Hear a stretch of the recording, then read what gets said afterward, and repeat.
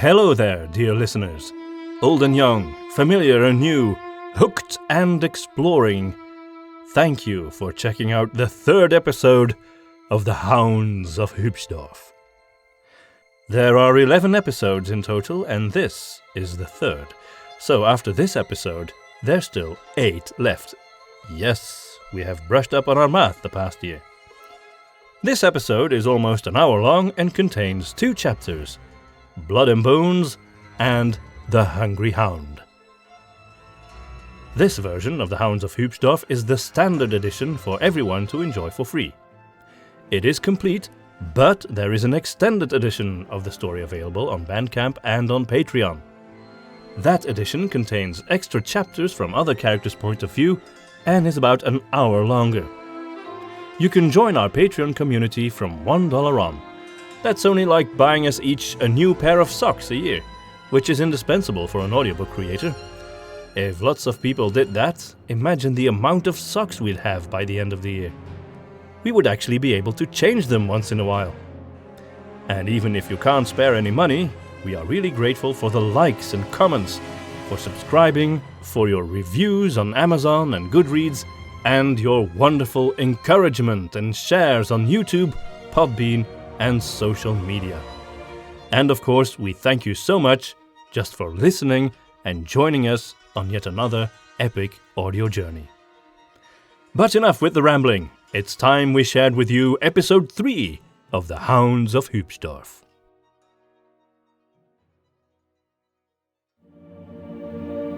Blood and Bones. Breakfast at Garner's house was sober compared to the delicious stew of the previous night's dinner, but Ludlov enjoyed preparing it.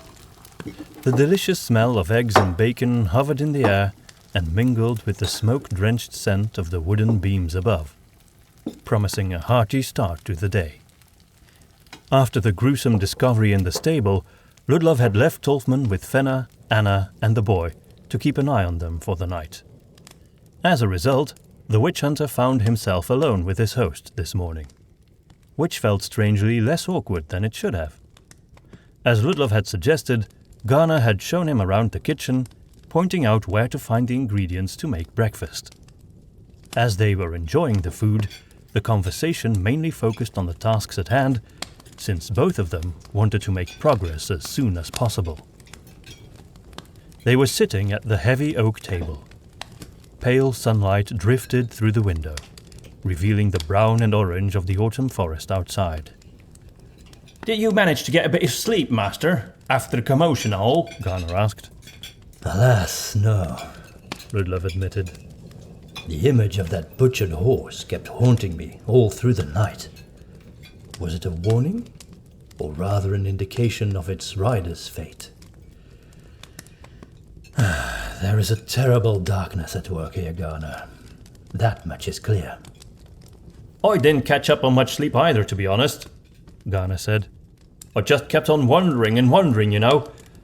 How could I have missed that counterfeit Johann running from the house?" He frowned and bit his lip. "Why do you blame yourself for that?" Ludlov asked. "You must remember that dark or light make no difference to me, Master. I really should have spotted him. Unless he were some sort of walking corpse or something." Garner spoke with such calm certainty of his own abilities that Ludlov believed him. "It's still difficult for me to understand what exactly it is that you can and can't see, to be honest," the witch hunter admitted. Garner smiled. "I'm just glad you haven't considered sending me to the pyre yet, to be frank," he said teasingly. Now Ludlov smiled. "Is that our order's reputation in these parts?" Garner shook his head. "No, Master, no. Hübschdorf been doing business with the witch hunters for a long time, remember? We know there are all sorts of people in the order, some a bit easier to deal with than others, but most have always come across as reasonable to me, if you see what I mean." "What made you decide not to hide your ability for me and Tolkien?" Ludlov asked, before raising a cup of bitter leaf tea to his lips. It was a popular beverage throughout Ivernendale. "Well, Moritz didn't give me much of a choice, did he?" Garner replied. "Drunk idiot." Ludlov couldn't help but chuckle at that as he set down his cup. "Well, If you somehow gained this ability by dealing with demons, I'll find out. If not, then you must have been blessed by the goddess. Time will tell. Garner didn't respond, but he seemed understandably tense. In an attempt to put the young man's mind at ease, Ludlov said, You know, there might be a logical explanation for you not seeing him. Garner raised an eyebrow. What you can see is life, isn't it? Ludlov asked. That might be the best way to put it, Garner said. Ludlov took a deep breath. I've been thinking about these missing men. This wasn't the first time that one of them apparently returned to the village, was it? Fenna reported seeing her husband a few times as well, didn't she? Garner looked at him intently, which was a strange experience since he didn't make eye contact, and yet it truly did feel like he was connecting with Ludlov somehow. I've been thinking, Ludlov said, that these husbands might have been deprived. Do you know what that means?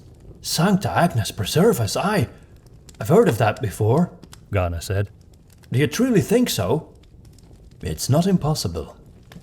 If so, then that might explain why you can't see them, since they weren't alive. But from what I've heard, deprived aren't entirely dead either, are they? Well, they're fully undead, Ludlov said. Can you see those? Garner shrugged. I don't know if I can, Master. Thankfully, undead creatures are still quite rare, even in these parts. Well, let's assume that undead are dead enough that you can't see them.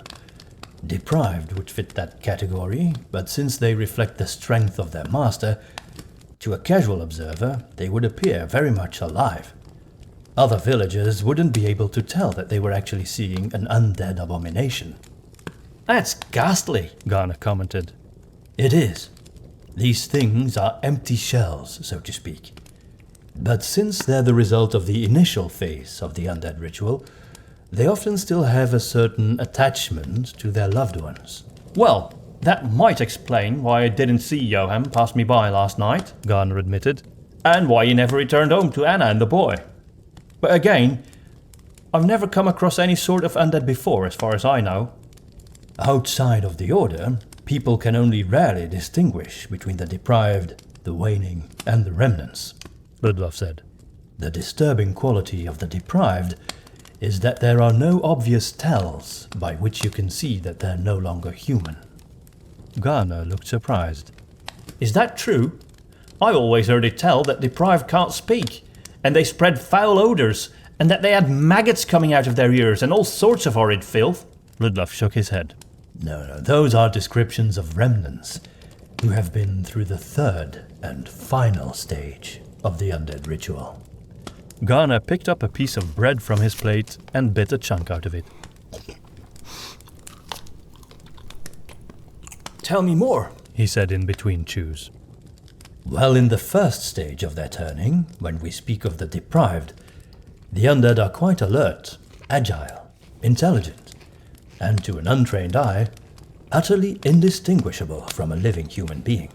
I've heard they tend to be impatient or impulsive, though, but that's anything but a rare human quality. Garner listened intently as he swallowed and reached for a dried sausage. There is one upside to all this, though, Ludlov added. What's that, Master Ludlov? Well, it seems that you, in fact, possess just the ability we need to identify a deprived. Because I wouldn't be able to see him? Garner asked. Precisely, Ludlov exclaimed, pointing to the young man. Garner brightened up. His clear, white-pupilled eyes grew wider. This is all so interesting, I must say. I mean, I know it's ghastly and terrible, but there's so much to learn about it, if you catch my meaning. You must know a lot about all these different kinds of evil, don't you, Master Ludlov? It's not exactly a pleasant subject, Ludlov admitted, but I have to learn as much as I can about it. It's impossible to defeat an undead abomination, unless you know what kind it is. I used to spend a lot of lonely hours in the Order's library during my early training. I was yearning for some action then, but now I know how much it was worth it. Maiden's eyes. I can see now how much training it must take to become a witch hunter, Garner said. Well, the young initiates tend to have some trouble with all of that preparation. They want to throw themselves in the field as soon as possible. Were you like that? Garner asked. Oh yes. In fact, even though I was older and knew more about the responsibilities of becoming a witch hunter, I think the yearning was even stronger than usual in me when I was an initiate. Why was that? Outside, the light of the sun was brightening, and the warm rays streaming into the dining room caressed Ludlov's face, evoking a mood he didn't want to spoil by bringing up Maria's death. I'd already had a life behind me, and I was eager to dig into the next one, he said, which was true, but not the real reason for his early impatience. The witch hunter revisited his time as an initiate in his mind, and then thought of Tolfman and the conversations he had shared with the young initiate on their way to Hübschdorf. He gave Garner a faint smile, even if he couldn't perceive it, and wondered why he was sharing so much about himself with this young man, who was after all still practically a stranger. He couldn't remember the last time he had been so talkative.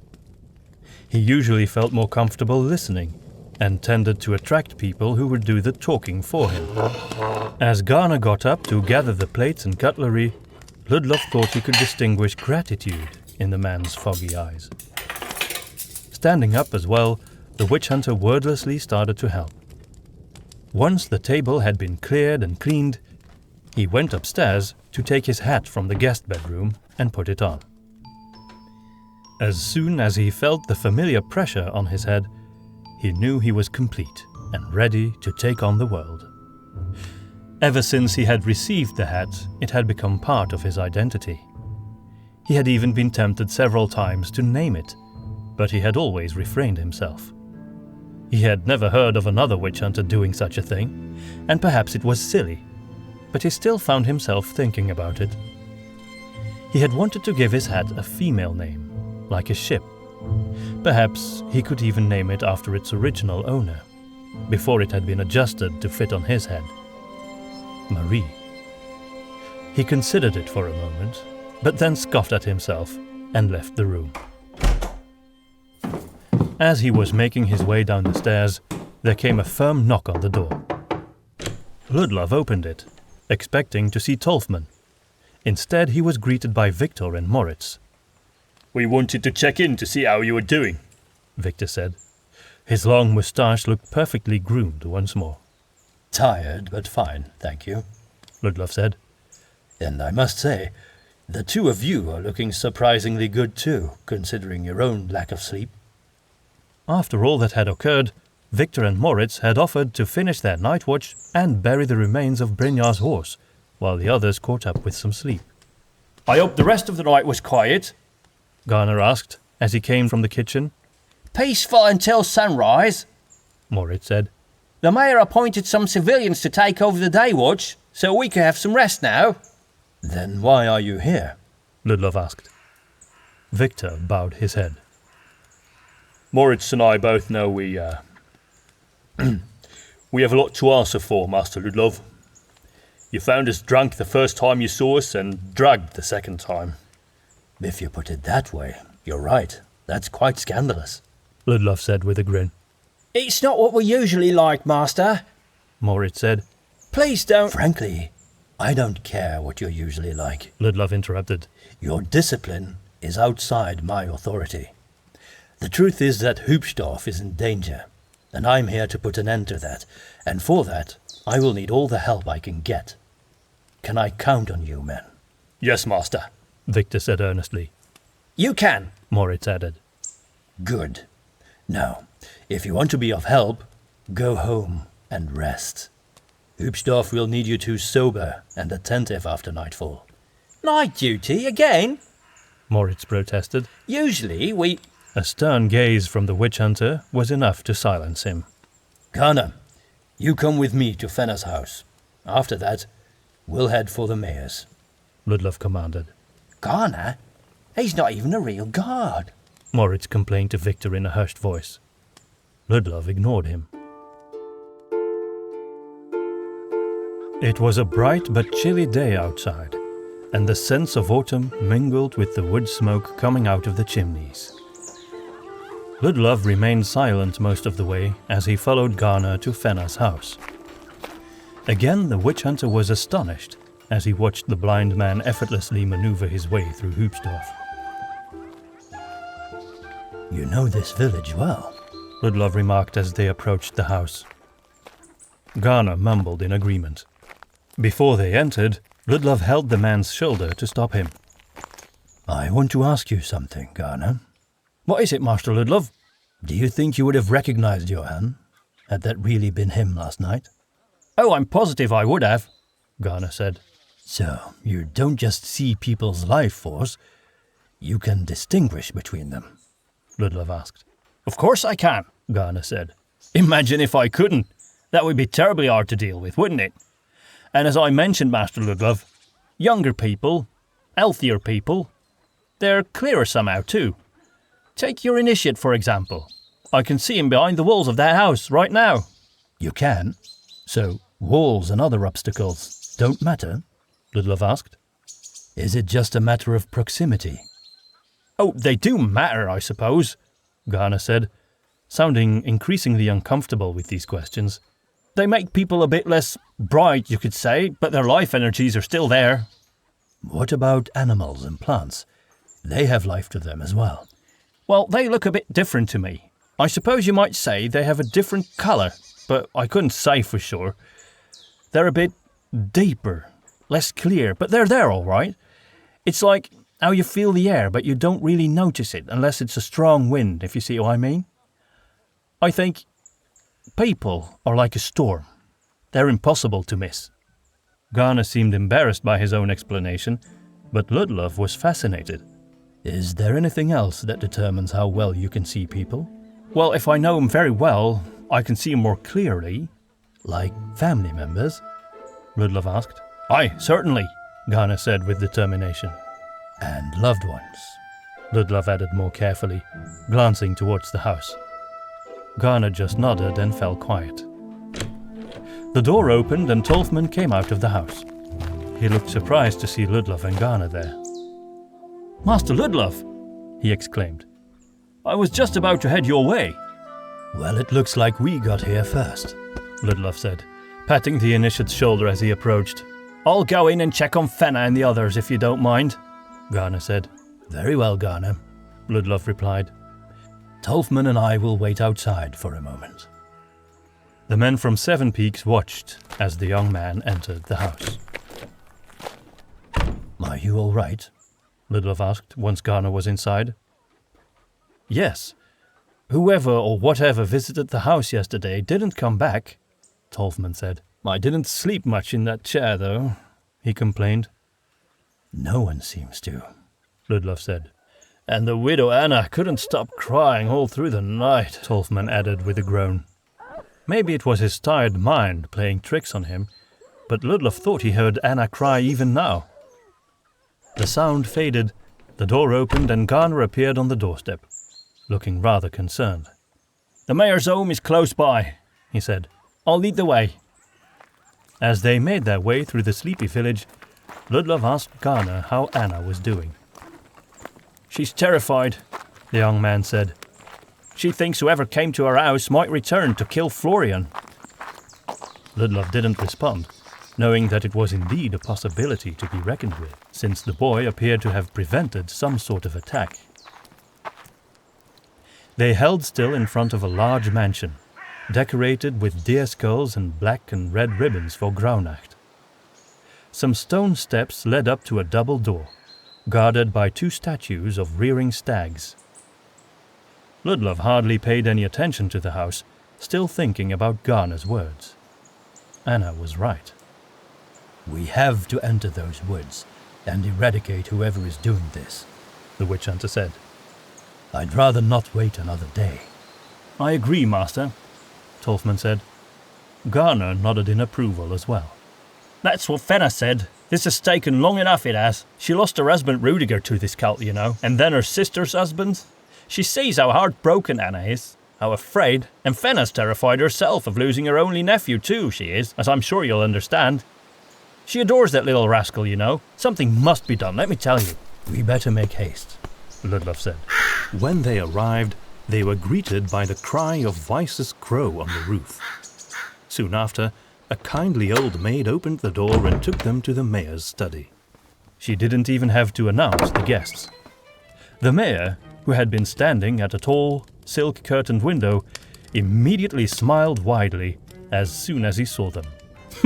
Master Ludlov! He bellowed, as if he was meeting with a friend from long ago. He strode over and offered his hand invitingly. As Ludlov shook it, he took in the man's appearance. He was fairly short, quite rotund, and mostly bald, save for two strange dark grey tufts of hair, one above each ear, sticking out and curling backwards like a ram's horns. He was dressed in a rather ostentatious ensemble of gold-trimmed red silk. The man immediately reminded Ludlov of a rich merchant, or of the lower nobility of Seven Peaks, the sort of people who hadn't been rich long enough to have grown accustomed to it. His initial impression was further enforced when the mayor didn't even deign to greet Garner or Tolfman. I know you've only been here since yesterday evening, but Lady Hoskiv's letter prepared me for your arrival, Mayor Stolcherfuss explained, gesturing for the three men to come in. The room wasn't extraordinarily large, but it was given a sense of grandeur by the high ceiling, the lacquered wood paneling, and the large paintings on the wall, mostly of rural landscapes. Still, Ludlov thought Garner's home felt cozier. There was a large shield bearing the heraldry of Jägersgarten on the wall, a yellow tree on a dark green field. The shield was flanked by two fierce-looking mounted boar's heads. Underneath the decoration was a square fireplace, in front of which sat Mistress Weis, immediately recognizable by her white hair and pale green eyes. She wasn't wearing the witch hunter hat, but other than that she remained in uniform, looking at the visitors with small, tired eyes. There was a hint of a smile on her face. Her right leg was resting on a strong, wide stool, braced and wrapped in cloth. Master Ludlov, She spoke in a weak voice. Ah, and you brought Tolfman with you too. She added with a smile. Must be good for you to get out of the library for a while, isn't it? Oh yes, mistress, Tolfman said. Very good. We're very pleased to see you alive, Mistress Weis, Ludlov said, slightly shocked by her pale appearance. How are you? You can see that for yourself. She said, uncomfortably eyeing what remained of her leg. What happened? I heard you were attacked. Did you encounter a cult in the woods? Mayor Stolzerfuss chuckled at that. Cult no less, Master Ludlov. Isn't that a bit dramatic? Not quite. Mistress Weis answered, ignoring the mayor. I thought I'd stumbled upon a lair of cultists, though. But I found something else instead. A lair? Where was it, mistress? Tolfman asked. In a cave in the woods. There were torn clothes drenched in blood lying around the entrance. It reminded me of that border they'd made to keep out the villagers. I approached with caution, but the cave turned out to be a nest of an armored maceling.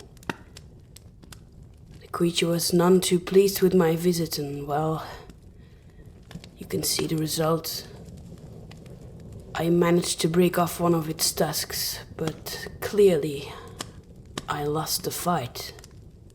Ludlov had seen an armored maceling in the woods before, but only from a safe distance. As far as he knew, the massive herbivores were solitary and not very aggressive. Their backs were protected by a thick chitin, much like a tortoise's shell, and their long tails ended in a spiked bony protrusion similar to a mace. Despite their intimidating armor and their massive tusks, the creatures were known for their friendly, passive demeanor. Nevertheless, it was also well established that an enraged maceling was a lethal force to be reckoned with. An experienced witch hunter like Mistress Weis must have known not to attack or run away, but to raise up her palms in submission and slowly back down. Still, apparently, it had attacked her. She had been very brave to face it. Mace shattered her bones completely. The mayor finished her story in a gloomy tone, as if he had witnessed it himself. It must have been rabid or something, Ludlov murmured. Even if you invaded its lair, I would expect it to try and scare you off with some intimidating display. It wouldn't just attack right away. Well, I'm not an expert on these creatures. But this one did seem beside itself with rage. It was like it hated me. Perhaps it was defending its young. But I didn't see any. Well, no need to keep standing about, gentlemen, the mayor interrupted. Why don't you have a seat? Can the maid bring you anything? Perhaps a glass of Waldmeister? No spirited drinks at this hour for us, thank you, Ludlov said, holding up a hand. Then he sat down opposite Mistress Weis. Neither of the other men asked for a drink. What happened to Svensson and Brynjar? Ludlov asked Mistress Weis in a low voice, dreading the answer. She closed her eyes and sighed. I ordered them to run as soon as I sensed how enraged that beast was. It just seemed like the right thing to do at the time. Taking on an angry maceling is tantamount to suicide, even when it's outnumbered. I thought it would be better if they at least survived, than if we all ended up being killed by a creature that had nothing to do with our mission in the first place. She's quite the heroine, isn't she? The mayor said with a wide smile, as he came to stand behind Mistress Weis's chair. Indeed she is, Ludlov said. And the irony, the mayor continued, while adjusting the pillow behind the woman's back. Who knew that I would ensure her survival by sending a group of woodsmen her way, while her apprentices... Witch hunters, Weiss corrected. Right, yes. While her fellows would run off to their deaths in the woods. There is no evidence that they're dead, Weiss countered sharply. Ludlov could clearly see her deep dislike of the mayor, but he was also quite sure the man himself remained utterly oblivious to it. So, the woodsman took you back to the village, and you have no idea what happened to Brynjar and Svensson? Tolfman recapitulated. Weiss ignored the initiate's comment. Then she carefully turned her face towards Ludlov again. I don't know what happened to them. We haven't heard a word from them since. Well, that's why Tolfman and I are here. Sancta Gwendala be praised for that. I trust you like no other, Master Ludlov. Thank you, Mistress Weis. I intend to live up to that trust. I know you can't go rushing off in the woods half-cocked. You'll need to know a bit more about the evil that lurks there. But this is a matter for the Order, which we should discuss in private. She gave the mayor a wary glance, then addressed him. Mayor Stolzerfuss, I would like to have a private moment with Master Ludlov and Initiate Tolfman. We will retire to the library, if you'll excuse us. The mayor reacted with a shocked expression. Well, Mistress Weis, are you quite certain? You can't move around all that easily. We'll help her out, Tolfman said confidently, nodding at Weiss. Well then, you're a free guest, Mistress Weis, and so are your friends. Feel free to make use of the library. Tolfman and Ludlov carried her from her chair to a more comfortable armchair in the library. My satchel, please. She said softly, as soon as she was seated. Tolfman picked up the item from the other room and brought it to her. Weiss tried to reposition herself to get more comfortable, and Ludlov could tell she was fighting surges of pain at every moment. The library was at the opposite end of the hallway. It was a dark place, where the walls were almost entirely covered by bookshelves. A stained glass window depicting the tree of Jägersgarten colored the sunlight yellow and green. There was a heavy oak table for studying in the middle of the room. Was there anything else you needed, Mistress Weis? Tolfman asked subserviently as he closed the door.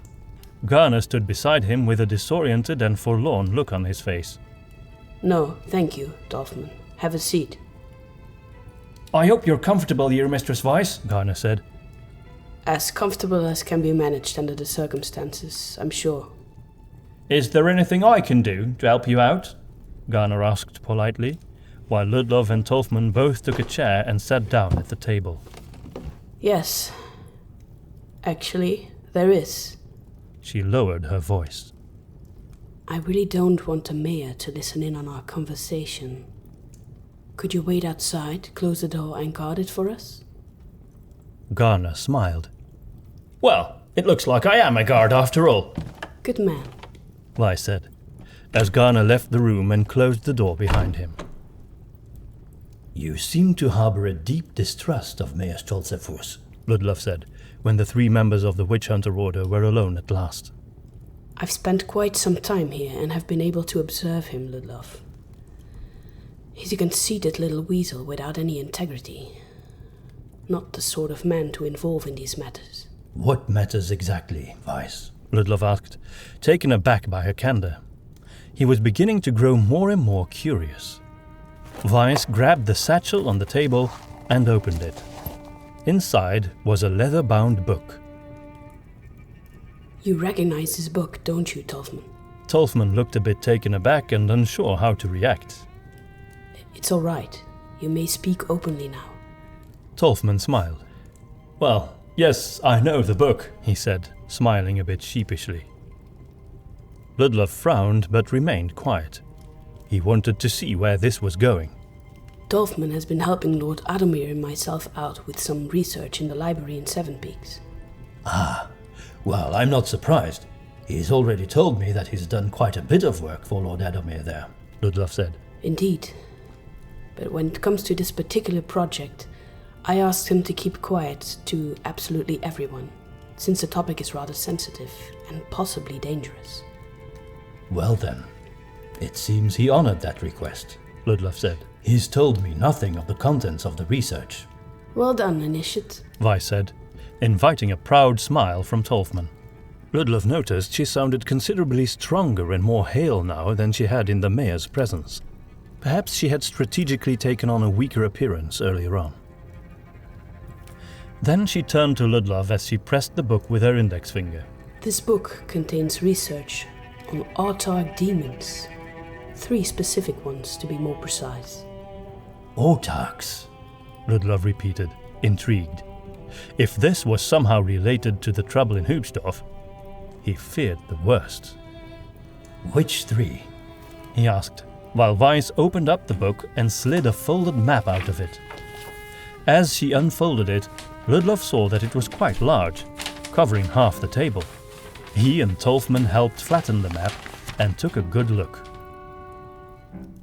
It was carefully drawn in black ink and marked in certain places with red.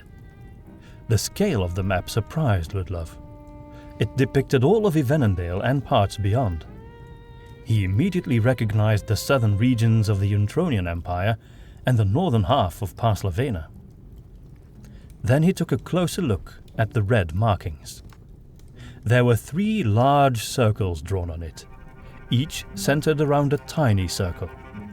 The 3 large ones touched each other, leaving a vaguely triangular gap in the middle, where there was a 4th circle. It was small, touching the circumference of each of the 3 large ones. In its exact center was a final, tiny circle. Ludlov recognized all of the places. One tiny circle in the east was drawn around the Ostmoor, a mountain range on the east coast. A second circle marked Ringborg in the northwest, the city where he had met Maria. A third tiny circle was placed in the middle of the Wolfwood. Ludlov was quite familiar with that location as well, albeit not in a pleasant way. His memories of that place still haunted him. It was in the Wolfwood that he had lived through some of the most dangerous adventures of his career. It was a curiously cold place, where the winters were long and harsh, unlike the rest of Parslavena. It was widely believed that a curse rested on those woods. All Parslavenians knew about the wolves roaming that gloomy forest in large numbers, hungry for fresh meat. Few were aware of the werewolves, though, and other things. A shiver went through Ludlov's spine. Weiss planted her finger in the center of the eastern circle. Right here in the Ostmoor is an entrance to an autarch realm, According to local folk, the demon that resides there grants his followers certain powers and spells, all of which are related to psychomancy. Ludlov followed with interest. Here, in Ringborg, Weis said, moving her finger in the other direction. Used to be the infamous Well of Corpses, rumored to be the gateway of the realm of a demon specialized in flesh magic. Ludlov remembered the tales and legends surrounding that well. Maria had told him about it when they were spending their honeymoon in Ringborg. It was closed off now, and no one was allowed nearby, but centuries ago, terrible works of magic had been performed in that place. And here, in the Wolfwood, is a mysterious standing stone, marked with runes depicting necromantic spells that glow at night. We believe that the stone may serve as a portal to the realm of a demon of necromancy. Ludlov knew well enough what sort of evil dwelled in that forest. What do the circles represent? He asked. Spheres of influence. That was Lord Adamir's insight. At the heart of each circle is a portal to an autarch's realm. He found out that the area surrounding such a place is always infused with demonic power. Evil magicians will more easily learn their spells there, and they will be more powerful. Ordinary folk will also be more quickly tempted by the sins of the specific autarch who resides there. The spheres of influence tend to be of the same size. Only in extreme rare cases do they outsize the ones that you see here, and that only happens when the autarch is worshipped by entire peoples, such as the so-called sea god Kulmaron. Ludlov looked at the 3 great spheres. They seemed large enough, covering half of Ivenendale. And the center, where all 3 come together, happens to be right here, Tolfman pointed out. Well, almost. Slightly north of here. That place beyond the border, where the villagers of Hübschdorf are not allowed to go, Ludlov concluded, nodding earnestly. There can be no question that the cultists chose that location to congregate because of the 3 autarchs. Indeed. You can see now why I volunteered for this assignment. This location turns out to be at the heart of my research. They must have a necromancer, a psychomancer, and a flesh mage in their midst, Tolfman concluded. Ludlov raised his eyebrows. 3 sorcerers at least. Possibly more. Goddess help us. Do you think Brynjar and Svensson might have wound up in that lair? Tolfman asked Mistress Weis. I asked those woodsmen who found me to go look for them. But sadly they don't answer to me, and they were clearly terrified to go any further. They did scout the area a bit before taking me back to the village, though. Did they find anything? Ludlov asked.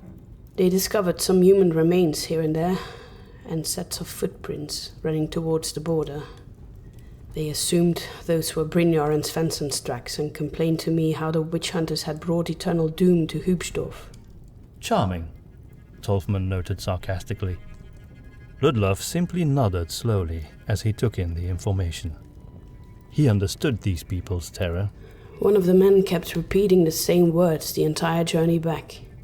What was that? Ludlov asked. Blood and bones. Blood and bones. A heavy silence fell in the room. If you do decide to head into the Wildwood, Weis said eventually, I suppose you could start your search by heading slightly northwest from Hübschdorf. You could look for the cave of the armored maceling. According to the woodsman, the footprints led further towards the northeast, towards the border. Ludlov saw Tolfman cringe at the mention of the border. Best not to get too close to the cave, though. We never got to kill that beast. Ludlov wasn't worried about the armored maceling, but he knew he was going to have to traverse that border into the cultists' domain eventually. And that bothered him more than anything. Thank you for your help, Mistress Weis, he said as he stood up. We will leave you now to rest and recover. I'll be fine, Master Ludlov. Dr. Grauwald and his wife drop by regularly and have been taking good care of me. Just do whatever you can to protect these people from the evil out there. Dr. Grauwald. Isn't that where Fangro is staying? Where he's dying, I fear. But if anyone can pull him through, it'll be Grauwald. Why aren't you staying with him? The doctor and his wife simply don't have any more room for patients, Ludlov. Her old mother lives with them, and they're tending to a widow about to give birth to her late husband's child. And that's all on top of Fangro staying in their barn. In the barn? Where else would they put him? Weiss asked with a smile, as if it was an obvious decision. It was all a bit strange in Ludlov's estimation, but he decided not to comment on it any further. I see. In that case, I suppose it's best that we don't try to question the dog breeder for now, and rather start at the inn. Tolfman took the hint and got up. He folded the map, put it back in the notebook and offered it to Weiss. Keep it, in case you want to study it some more. I know it will be safe with you, maybe safer than here, she said, throwing a shifty glance at the closed door. Tolfman nodded and put the notebook in his satchel, his eyes shining proudly. Ludlov and Tolfman gave a final greeting to their sister in the order and then left the room. Garner was still standing guard in the hallway. After a brief exchange of polite pleasantries with the mayor, the three of them found themselves outside again, enjoying the rare autumn sunshine and the smell of burning wood and fallen leaves in the crisp, cool air. It was still rather cold, but at least there was some light and color to the world around them again. I'd love to head into the wildwood and retrieve our lost brethren, Ludlov said, but I'm afraid it wouldn't be wise to do so before we know a little more. Should we go to the inn then and investigate there, as you suggested? Tolfman asked. Indeed, we should, Ludlov said. But first I think it's time for lunch. You're both welcome to eat with me if you don't mind, Garner offered. I usually eat with Victor and Moritz at noon, but they're likely still resting after all. Ludlov thanked the young man and agreed to join him. As soon as the three of them were back inside Garner's house, Tolfman managed to light a roaring fire surprisingly quickly. Shortly after, Garner brought them some bread, cheese, and a bottle of sweet dark beer. Well, I don't mind heading into the wildwood, Tolfman said while chewing his bread, as long as we don't stumble upon an autarch demon's lair. I wouldn't worry about that, Ludlov said. One does not end up there by accident. An autarch demon, Master? Garner asked.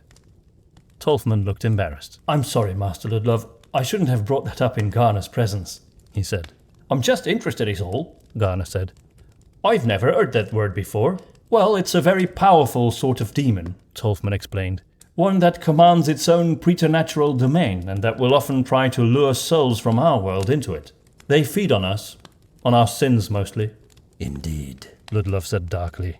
And I know from experience that they will not directly harm humans in this realm. They will send lesser demons, or creatures, or other unnatural things to do their bidding. They themselves prefer to hide away and pull the strings from below. Ludlov paused, startled by his own openness towards the stranger who was not even an official guardsman. Have you ever encountered one? Garner asked curiously. Encounter one? Tolfman scoffed. No one encounters an autarch demon directly and lives to tell the tale. I have, Ludlov said softly. He tried to ignore Tolfman's shocked expression. How? The initiate uttered. How would you even be able to meet one? They're quite tangible in their own realms. It's not that difficult once you know how to get there. You have entered a demonic realm and returned? Tolfman asked in utter astonishment. Why doesn't the whole order know about this? We only share knowledge when it might come to good use, not for idle gossip, Ludlov said, eager to change the subject but perfectly aware he couldn't do so just yet. I've shared my experiences with certain other people within the order, but I don't think it's anything worth bragging about. believe me. He scowled, trying to forget his memories of that place. There is nothing more vile than an autarch demon. Do you think this cult might be involved with such a thing? Garner asked. Tolfman cast a worried look at Ludlov. I'm afraid that's not for you to know, he told Garner. Don't worry, Tolfman, Ludlov said, sensing the subtle rivalry. Garner is on our side. Yes, we have reasons to believe that such entities are involved. These cultists, they're worshippers of absolute evil. No wonder they want to keep us away from their border then, Garner said. and why they respond with extreme violence whenever anyone crosses it, Tolfman added. Border or no, we'll be coming for them, Ludlov said. and then they'll see what extreme violence looks like. He added in a sudden surge of hatred. He had been thinking about cults for the better part of a decade, and his desire for revenge had only grown as time had passed. What's stopping us from going right now? Garner asked, looking eager to fight. Ludlov smiled. Garner was an unusual man, he thought. He had a gentle, winsome quality to him, and he was extremely helpful, even subservient. But lurking just beneath that soft exterior was a surprising ferocity. I believe there might be a few more clues left in this village, Ludlov said. These cultists have come here and done terrible things. I know that evil can be random and purposeless, having dealt with maniacs of all sorts in the past, but I cannot shake the feeling that there is a deeper motive behind the actions of these cultists. If they merely want to keep everyone out of their territory, why do they come out and bother the people of Hübschdorf so often? There are many questions here. Could it be that the cultists are working on a summoning ritual or something like that, if such things exist, Master? Could they be trying to raise some evil dead necromancer from the past, or even a demon, perhaps? Ludlov cupped his chin in his hand. Such rituals do exist, Garner, and that may very well be the case. However, we cannot keep speculating. There must be some evidence left, especially now that they're getting bolder and more careless. They took over right out of his own inn, Garner muttered. That's right, Ludlov said. that inn. What's it called? It's called the Hungry Hound, Master. Garner said. I always liked the sound of that name, and it fits so well in our village, doesn't it? Or, well, it used to. The Hungry Hound Inn. Ludlov repeated. Very well. I think it's time we go and have a look over there. The Hungry Hound. It was early in the afternoon as the friendly blue sky above Hübschdorf began to make way for a cluster of clouds slowly drifting into the firmament. Before going to the inn, Ludlov was determined to make another quick stop at the stable to check on his horse. Otto's not around, Said Garner, as they approached the wooden building. Otto? Who's that? Tolfman asked. He's a stable boy. He's supposed to be at work. Do you think he's all right? Ludlov asked, in light of recent events. Oh, I'm not worried about Otto, Garner said. Lad's probably at home, thinking about Elsa instead of his duties, if you take my meaning. Elsa? Garner smiled. Aye, Master Ludlov. Otto, if we don't keep a close eye on him for a few heartbeats, he sneaks off to chat with the butcher's daughter.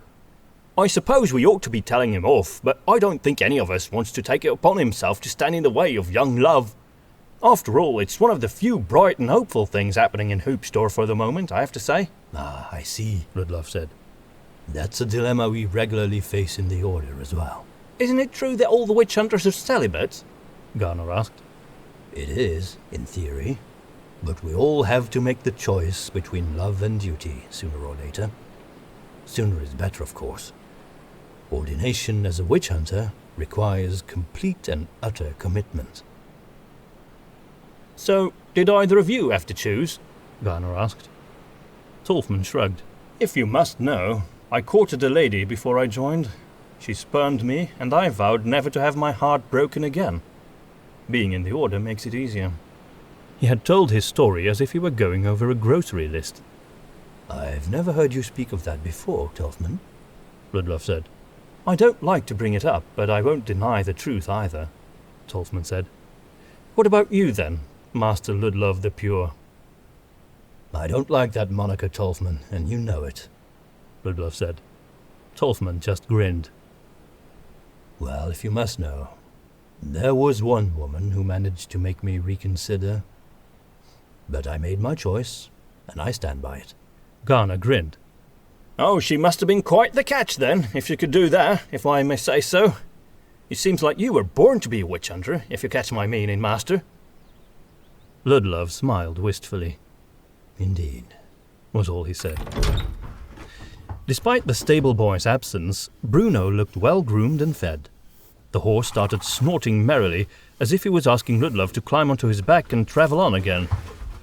But when the witch hunter petted Bruno's neck and softly murmured he had to stay a bit longer, the animal blew a gust of hot breath from his nostrils in annoyance. What's your steed's name, if you don't mind me asking? Garner informed in a carefree voice. I don't think I've heard you mention it. This is Bruno, said Ludlov. He slowly approached his horse and pulled off his gloves, gently laying them down on a cube of hay next to the stall door. He's strong, Garner said. Can you see that? Ludlov asked carefully. Aye, Master, I can. It's quite clear and bright, his energy is. It's not like that with all animals. Only those that have more of a personality, I think. Then it makes sense, Ludlov said, admiring Bruno like a proud father as he stroked his mane. I always want my horse to have a strong personality. It's the first trait I look for. You've had several then? Garner asked. Alas, the death of one's horse is a common tragedy in my line of work. That's why I prefer to keep him stable while I'm off scouting and questioning. It's never pleasant to lose a friend. Then again, here in Hübschdorf, I'm starting to think he might actually be safer if I took him along into the woods. Well, he's right here if you change your mind, Garner said. And I can still ask around for Otto if you like. No, I think my horse will be just fine, Ludlov told him, before he left the stables again. He didn't want to be a burden or complicate matters. Somehow, I feel like we're being watched every moment. I think if the cult members wanted my horse dead, they would have already killed him. Instead, they chose Brynjar's horse because it sends a message. I assume they'd rather see us return to Seven Peaks on one of those horses anyway.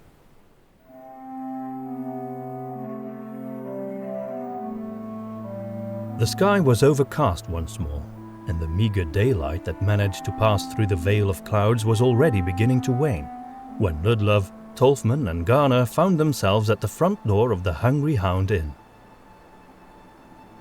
Several crows were sitting on the signpost, watching them, like black-robed judges. The door's not locked, Garner said. No one's gone inside since Olver disappeared, as I'm sure you'll understand. Not even to take supplies from the kitchen or the storage room? Tolfman asked. Garner shook his head. Everyone's afraid. They feel like the evil's still there. Ludlov looked up at the tall, pointed building, which was meant to be a place of recovery and fellowship. He had to agree with Garner.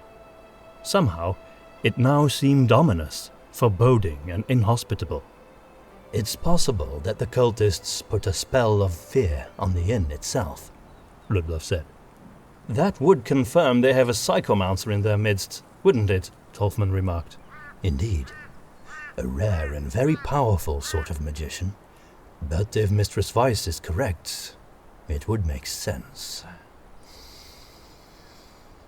In any case, someone has to cross their borders. Let it be the Witch Hunter Order. The door of the inn opened without any resistance, although it sounded even creakier than Garner's front door. Inside, The place looked like it had been abandoned for years instead of a few weeks. A dusty, unfamiliar smell overwhelmed Ludlov, and it was as if the spiders had been notified that they'd been allowed to spin their webs here to their heart's content. Ludlov's hat immediately broke through a veil of cobwebs as he entered. Still, there was no sign of the spiders themselves. Well, if you're looking for a place to have a scary Grauwnacht celebration, look no further, Ludlov commented. I'll inform the villagers of that, Garner said in a soft voice. Tolfman took it upon himself to open the shutters so they would have some more light inside. The common room looked clean and orderly, as if ready to welcome new customers, save for the cobwebs and the ubiquitous layer of dust, which veiled everything with a thin filter of grey. Tables were clear and chairs were neatly arranged beneath them. Blackened logs lay still in the cold ash of the great stone hearth, a large stew pot suspended above them. Nothing moved or made a sound, not even a mouse skittering out of the way. The long counter was empty apart from a heavy leather-bound book and a neatly shut ink pot and pen beside it. The guest register, most likely. Garner came in slowly stalking about, carefully touching as many objects as he could. I can't see anything. It feels so lifeless and gloomy without Olver or Gobbles around to greet us, Garner said. Who's Gobbles again? Tolfman asked. Olver's dog, Tolfman, Ludlov said. Pay attention. And still, Garner continued in a soft voice, I can still feel them here. It's like finding the clothes of someone you knew who died, I think. I don't know what it is. I miss them both, I do. Ludlov immediately felt Garner's sadness, as if he could recall the same merry memories of the innkeeper and his faithful friend. He didn't know what to say in reply. It looks rather dead in here, Master, Tolfman muttered, sounding like he was ready to turn back again. Still, we'll keep exploring, Ludlov insisted. If either of you do notice anything, you let me know, won't you? Of course we will, Garner said. And what about you, Master? Can't you do something special with your mind to investigate? Like what? Ludlov asked with a subdued chuckle. I don't know. Don't you have these abilities that can make the hidden visible or something like that? Can't you summon something like a trail of mist that leads the way, or footsteps lighting up, or something of that nature? Granted by the goddess, of course, I mean. Ludlov couldn't keep himself from laughing softly. That's preposterous, Tolfman said. Where did you hear such silly things? It's all right, Ludlov said. I know there are many strange rumors about our order doing the rounds. The truth is that we can't do anything like that. We witch hunters are servants of the goddess. We're trained in combat and logic.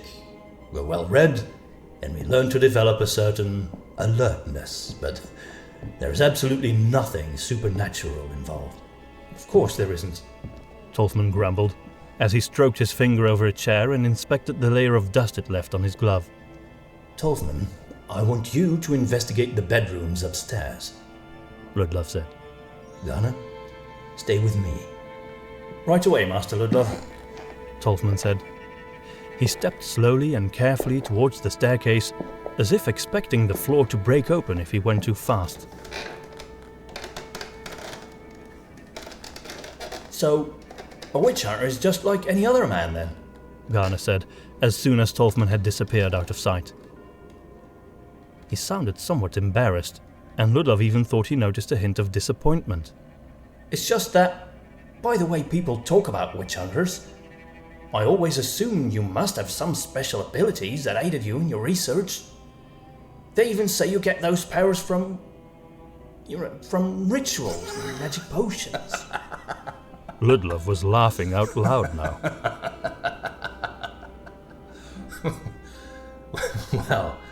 Well, whatever you might have heard, he said as soon as he had managed to control his laughter. We're actually quite ordinary. Well, nowadays at least. Centuries ago, the order went by a different name, and then they did make use of the arcanic language. But potions and rituals? No. I do like the occasional cup of herbal tea, though. It helps me sleep. He smiled at Garner, who seemed deep in thought. So, what do your goddess-given abilities tell you, Garner? Ludlov asked curiously. Well, my nose is telling me you can never completely get rid of the smell of beer, even in a clean environment. He paused and took in a long breath. And there's something else in the air. I don't recognize it. He walked past the counter. The door to the kitchen was wide open. There were no windows back there, so the kitchen itself was shrouded in darkness. As Garner slowly stepped inside, he wrinkled his nose and covered it with his hand. Ludlov followed him into the dark room and immediately picked up the scent of decay. It smells like shite in here. Garner croaked, almost gagging. That's not a bad way to put it. Ludlov groaned in reply. It was too dark to make out much besides some dried herbs dangling from the ceiling and a blackened oven built into the only stone wall. Well, I think the food must have gone bad, Ludlov said softly. He slowly made his way along the large wooden table in the middle of the kitchen. There was nothing on it except for some impressive-looking knives and cleavers, all covered in dust. Wondering where the deathly smell could be coming from, he slowly stepped deeper into the darkness, Garner following closely behind. He looked paler than usual, probably close to vomiting amidst this horrid stench. Ludlov felt for the young man. He had mentioned before how his sense of smell was more sensitive than usual as a result of his blindness. Still, Ludlov's heart jumped into his throat when the deafening noise suddenly assaulted him like a robber waiting in ambush. It was horrifyingly close. He froze and waited until another bang resounded. There was a wooden door in the wall just ahead, and something or someone was trying to get out. The banging continued, causing the door to shiver and creak. Then there was scratching as well. Instinctively, Ludlov drew his pistol. Who's there? He called out, but there came no reply, only more racket. Whatever was beyond that door, it was desperate to get out. Master Ludlov? Garner said, his voice shaking. Ludlov cast a furtive glance towards him. I can't see anything beyond that door. What do you mean? Ludlov asked. But before Garner had time to respond, the door flew off its hinges and a creature came bursting out of the storage room, slavering, clawing, and desperate to kill. Ludlov immediately shot at it, causing the thing to fall back in a cloud of smoke. Get out of here! Ludlov shouted at Garner as he drew his rapier and began his retreat out of the kitchen, still eyeing the fallen thing.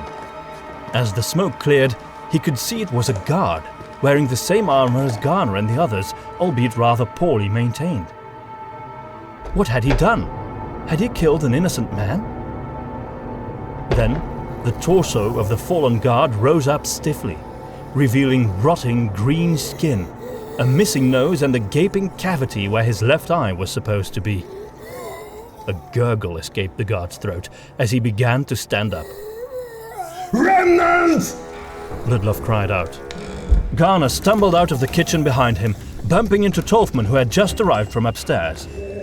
Ludlov shuffled backwards, watching in horror as the remnant rose up again, picking up a cleaver from the table in a stiff, jerky series of movements, and began to shamble towards him. Ludlov tried to move as quickly as he could, but he wouldn't lose sight of this creature for the smallest instant, because he knew what would happen if he did. Just as he was almost through the doorway, the remnant jerked towards him at a phenomenal speed, hacking at him with the cleave. Ludlov only just managed to parry the blow, slicing through the creature's arm. Immune to pain or fear, the thing didn't drop its cleaver but went in for another blow. Ludlov ducked out of the way, feeling the movement of the air as the cleaver missed his head by mere inches. Another pistol shot resounded. This time, coming from Tolfman, who had managed to shoot the creature through the wrist. The cleaver fell, But now the undead grabbed Ludlov by the shoulder with its other hand and pulled itself toward him. Its mouth opened wide, and maggots came falling out from between its teeth. Suddenly, a beer bottle crashed into the remnant's face, causing its neck to snap and bend backwards at an unnatural angle. Garner instinctively jumped back and turned around, clearly disoriented. Tolfman came and sliced through the thing's throat with his rapier while Ludlov pulled himself free from its grip. There was no blood, only more maggots squirming their way out of the slit in the dead guard's throat. Ludlov took the opportunity to kick the remnant in the stomach, causing it to stumble back into the kitchen and crash down onto the wooden table. Then he grabbed the kitchen door and slammed it shut. Barricaded! He shouted as he threw his full weight against the door. Tolfman immediately sped past the counter, grabbed the wooden chair and proceeded to jam it askew underneath the handle of the kitchen door. Immediately, the remnant behind the door began banging against it again, but the barricade held for now. No one is to come near this place again, Ludlov shouted. This door needs to be sealed shut, do you hear me? What was that, Master? Garner asked. A remnant. Ludlov said darkly, still catching his breath. The growling, scratching and banging behind the door was sickening in its manic intensity. We have to kill it? Garner said. No! Ludlov commanded in a booming voice, causing Garner to shrink back. No. Ludlov repeated again, more softly. You can't kill a remnant. At all. Not even if you try to burn them. Trust me. Garner nodded, his strange eyes wide in fear and awe. The banging behind the door slowed down and then ended. What happened? Tolfman whispered. Ludlov glanced towards the door, still shaking. It's forgotten us. The remnants only move when they're aware of a hostile presence. It will go dormant again, I think. We should move out and get Victor and Moritz to seal up this place completely. Garner sighed deeply. Then his eyes glided to the floor behind the counter. Following his gaze, Ludlov saw a wooden trapdoor with a ringed handle in its middle. What is it, Garner? He asked carefully. I see a life down there. Are you sure? It's very faint, but yes, something's alive down there. Could it be over? Garner shrugged and shook his head at the same time. All right. Tolfman, stay here and guard the door. Swallowing, Ludlov made his way towards the trapdoor. He bowed down, took the handle and lifted it. It was remarkably heavy. The cold, still air of a cellar greeted him in utter darkness. That's the smell of those pouches they used on Victor and Moritz, beyond any doubt, Garner said. Ludlov had to agree. All the more reason to go down and check it out. But I can't see anything down there. Ludlov opened up some drawers and cupboards until he found a candle holder with a half-burned night candle in it, as well as a tinderbox. After a few shaky tries, he managed to light the candle. I'll go first, he told Garner as he stepped onto the wooden ladder leading down. It wasn't very deep, but once Ludlov had arrived below, he found himself in a low cellar. The flickering candlelight revealed a cramped room stuffed with barrels, sacks and bottles. Garner followed him down the ladder, a bit more slowly and deliberately, since he had to feel his way down. Ludlov looked around and saw shelves lined with pickled food, barrels full of salted meats, sacks of grain, bottles of wine and the like, but no sign of life. Where did you see it, Garner? He asked. It's clearer now than before, actually, Master Ludlov, The blind man said. He pointed towards a wooden panel in the wall, which Ludlov wouldn't even have noticed if Garner hadn't drawn attention to it. The witch hunter took a few steps towards it and saw that it hung slightly askew. There was also a barrel in front of it. The candlelight revealed some marks in the dust on the floor, indicating that the panel might have been shifted recently. Ludlov took in a deep breath and felt a knot in his stomach. Goddess help us. Who knows what we'll encounter here? Well, Garner said. it can't be an undead, because I can see it. Right. Ludlov reacted with a smile. So you didn't see that remnant upstairs at all? Garner shook his head. Not even when you threw a beer bottle at its head? No, Master. I just knew where not to aim. Well, nice throw anyway. They were both quiet as they tried to gather their courage. Well, whatever this is, it won't be another one of those remnants then. Reluctant to ask Garner for help, Ludlov tried to move the barrel out of the way on his own, but he could only shift it an inch or so. Lifting the lid, he saw that it was full of salt, which explained its weight. Then he clearly heard scratching behind the wood. Garner was there in an instant, drawing his sword. The life is becoming more active, if you catch my meaning, He said. Could it be rats? Not rats, Master Ludlov. Garner's tone left no room for doubt. Bigger. More alive.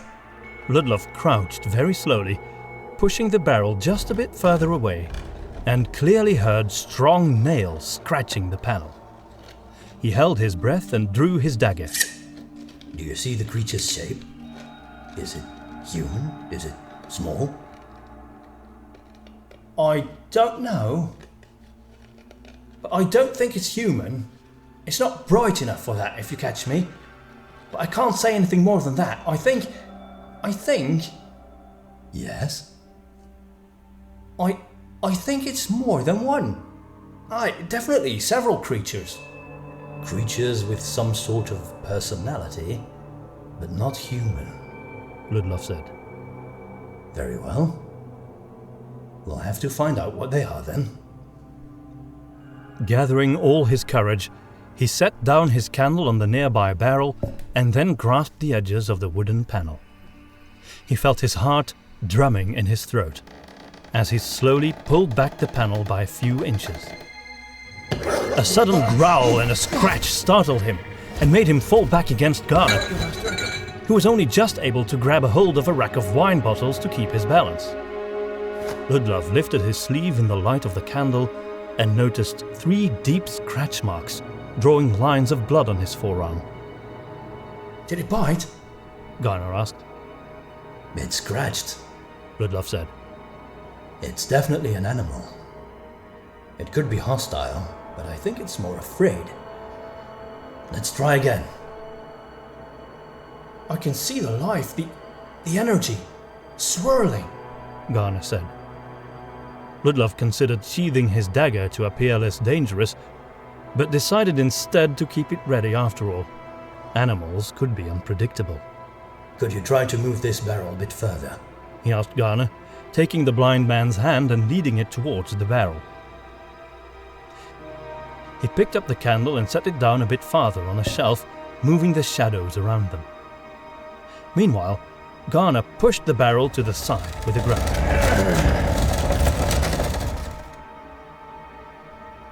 Ludlov approached the panel again, grasping its side with his one free hand, and then pulled as hard as he could. There was a ripping sound, and then a clatter as the panel tumbled down onto the dusty floor. Ludlov almost lost his balance, but managed to stay upright, holding his dagger ready in an offensive stance as he stood eye to eye with the creature.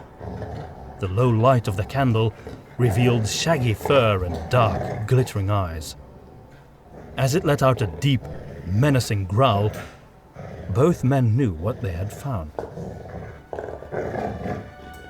The last of the Hübschhounds, Ludlov whispered in awe. He immediately sheathed his rapier. The dog kept its head low in a protective posture and looked up at him with squinting eyes, as if warning him. Several emptied sacks that seemed to have contained dried meat in an enormous but empty bowl signaled that the dog must have been very hungry. Don't be alarmed, he said softly, as if the animal could understand his words. To prove his peaceful intentions, he took a step back, holding up both hands. Then he saw the squirming mass behind the dog.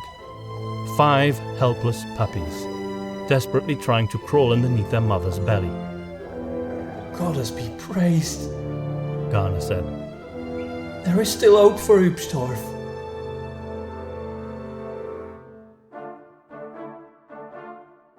Thank you for listening to the 3rd episode of the Hounds of Hübschdorf, a witch hunter tale. We hope you had fun, or chills, or whatever you want to get out of your entertainment. This audiobook was made possible with the support of our loyal patrons, including Amy Austin, Dustin Garner, Antonio Padula, Peter Strandkrone, Cody H., Jogoth Oer, Matt Petain, Cameron Brantley, Tony Ranico, Liam Gabriel, Mix and Match, Caitlin Bourgeois, Kadir Hussein, Yizi Dusht, Gander, Osarion, Alu, Arno Teva, Ryan Stock, Jay, Rob Skinner, Tim the Gothic Horror Guy, Johnny White, and Sue Morrigan. If you enjoyed this episode and you're on YouTube, don't forget to like, share, and ring that notification bell to get buzzed whenever a new video pops up. And since we're small, now's the time to comment because we can still reply to all of those at this point, and without using those boring AI-generated standard phrases. If you're on Podbean, please share the link and don't miss our next episode. The next chapter is called Gathering Clouds and will be premiering next week.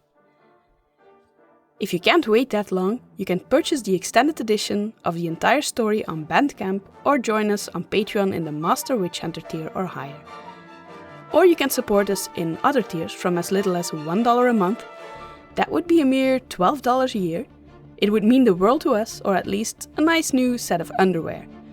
You won't believe how much underwear you wear out by sitting in front of your computer writing and editing. Thank you for listening to the Hounds of Hübschdorf, and we hope you'll be back next week for episode 4.